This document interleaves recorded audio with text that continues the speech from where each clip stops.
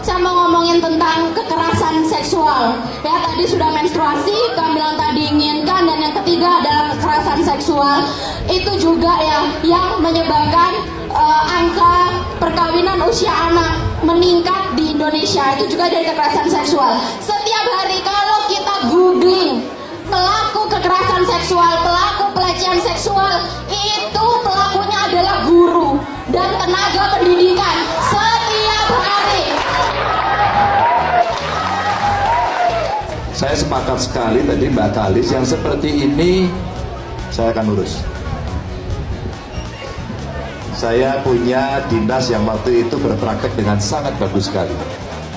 Akhirnya dia membuat tempat untuk melapor secara khusus ketika terjadi tindakan yang seringkali mencelakai siapapun, di dalamnya adalah perempuan dan anak.